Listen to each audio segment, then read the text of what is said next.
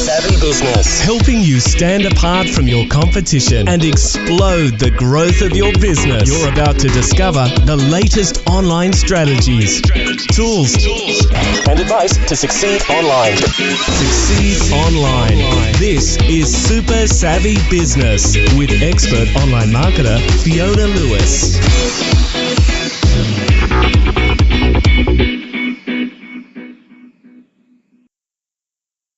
Well, hello everybody, it's Fiona Lewis from Super Savvy Business and welcome back to the next episode of the Super Savvy Business podcast. Today I have with me somebody who I admire greatly, a fellow entrepreneur. His name is Peter Moriarty. Now, Peter started IT consulting at the age of 15 with a backpack and a push bike in rural Sydney. And since then, he has pursued his passion for technology in growing IT Genius into a full-service managed IT support consultancy, servicing businesses up to 200 employees across Australia and beyond. Now, he's the resident small business tech expert on Eagle Wave Small Business Radio and was listed as an honourable mention in Anthill's 2012 Top 30 Australian Entrepreneurs Under 30. Now, I've known Peter now personally for just under a year, and Peter is one of these people who's on a crusade to realise his dream of helping as many people as he can embrace technology as a tool to improve their lives rather than feeling like a slave to the tech machine. And today, Peter's come on the call to talk to us about systemising your business and the reasons why it is so important. And I know from what you'll learn from Peter today, you're going to walk away with some amazing tips and strategies that you can implement very, very easily into your business. So first of all, Peter, I just want to say welcome to the call and thank you for sharing your time with us. Fiona, thank you very much for having me. Now, I'd mentioned in the intro that you've come today to talk to us about business systemisation, and this is one of the areas that we really connected on when we first met last year. Peter, do you want to talk to us first of all about why it's so important for businesses to systemise? Yeah, sure, Fiona. I guess the problem is with most businesses and most entrepreneurs is that they're stuck working in the business. Michael Gerber wrote a lot about the journey of an entrepreneur and how the entrepreneur can move from being the person doing all of the work in the business to being the person who's the true entrepreneur, the creator of the business and the designer of the business, and having other people actually help do the doing of the business and the everyday things. So when I started my business and my business journey, I was lucky enough to read some of Michael Gerber's work quite early on, and a couple of other books. There's Tim Ferriss who wrote about the 4-hour work week as well, and I was lucky enough to I guess have that vision of a business that was systemized, so I could actually free up my time and create more time and more space for myself to follow those entrepreneurial pursuits without feeling like I was doing the same thing day in, day out, working in the business. And that is one of the biggest mistakes that I think a lot of entrepreneurs make. That they do get stuck doing, the groundhog sort of tasks. Wouldn't you agree? Oh, definitely. And, when I started, I saw other business owners. I worked for another business owner and they just seemed to be, stuck where they were, because they didn't, it wasn't that they necessarily didn't have the passion, but maybe they just didn't have the know-how or the tools to actually, create some systems and create a business that was going to work for them. Because after all, if you've got the guts to start a business, you should be able to reap the rewards of having it work for you. Otherwise, you may as well just go and get a job. Yeah. And the other side, I guess, of systemising your business, apart from the fact that it frees you up to focusing on the money-making sort of tasks within your business, is that it also adds an awful lot of value to your business and makes it something that you can actually sell rather than something that's just sitting in your own head. Yeah, that's absolutely right.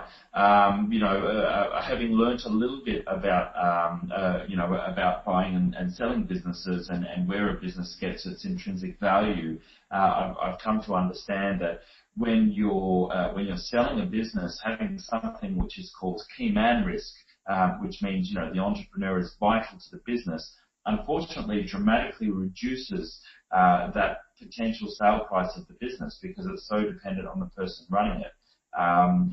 If you're able to create a business that runs without you there, then you can command a much higher sale price if that's something that you're considering doing in the future. Mm. And I know it also in my experience, as my business is mainly built through the use of virtual staff, and systemization has also allowed me to provide to create a certain amount of security within my business, because with virtual staff they can come and go, or perhaps they might be taking holidays or be unwell for a period of time, and if the staff member within the business is the only one that knows how to execute certain processes, and then that person's not there, then it can leave you in a very vulnerable position. Yeah, you're absolutely right. I remember in one of the businesses that I did work in when I was younger, when a new staff member came on board, there was actually a 6-week process for training that new person, where basically the business owner had to pay for 2 wages so they could have an extra person there learning the ropes, but with their existing staff member who was on the way out, teaching that person, probably all their bad habits, but, how the business actually worked. And, I just thought that was, just an absolute waste of time, really. And Michael Gerber's actually written quite a lot about this, about if you have, systems and checklists and I guess a really clearly defined way that things are done in a business, it means that individual staff members actually don't need to think too hard about doing their job every day. And it's not to say that, that people are stupid or anything like that.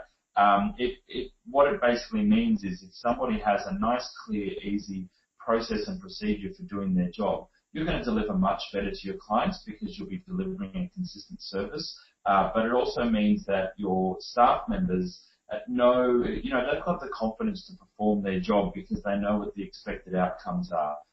They know what the best practice processes are, and everything's kept nice and consistent. And it gives those team members a little bit more certainty in what they're doing each day. Yeah. Look, I'm just reflecting back on the 5 minutes we've been talking, and we've come up with at least 4 or 5 reasons why business systemization is so important. And you picked up on something that was already going through my head, and that's just inconsistency of delivery. When you have certain expectations and you have certain levels of quality that you want to assure continue in your business, systemization is the best way to go about doing that. I mean, we can all learn, of course, just by looking at the big giants like McDonald's, for instance, where everything is systemized down to every little nanosecond of what goes on in that business. But they do that because they're getting a consistent approach. Absolutely. And, what it equals is a better experience for your customers. And I think that's really positive. But also it frees the business owner or the entrepreneur to have a bit more time. And I think that's what people really want. I think that's the entrepreneurial dream when people start a business. And it's saddening to see, people who are stuck in their businesses who aren't able to get out. Mm. Now, just a moment ago, Peter, you mentioned something about, processes and having, steps to follow. So I'd like to touch on now, what does business systemization actually mean? I mean, we've been throwing this word around on the call so far, but some people might be thinking, well, what does that look like? How do we go about actually systemizing our business? So could you maybe share, because I know you've got some great ways of doing this, and obviously I've followed a lot of what you taught to systemize my whole business. So let's touch on that now. Sure. To start off with, I think you need to get your philosophy in the right place. And that's, I think the 2 books that I learned the most about systemization from was The 4-Hour Workweek by Tim Ferriss, and then The E-Myth Revisited by Michael Gerber, which is the first book in the E-Myth series by Michael Gerber. And that philosophy is, like we just discussed, if you can systemize your business, you can create not only a consistent service, but also start to free up your spare time as the entrepreneur to free it up from interruptions. And what does systemization actually mean? Like, how do you actually achieve it in your business? Michael Gerber has the most practical advice, and that's things like creating checklists, procedure documents, and then, I guess, manuals on how to perform all of the certain duties in your business. So let's say you've got maybe a technician, and they're fixing computers. There'll be a system and a process for actually, fixing those computers and the way that you want it done in your business.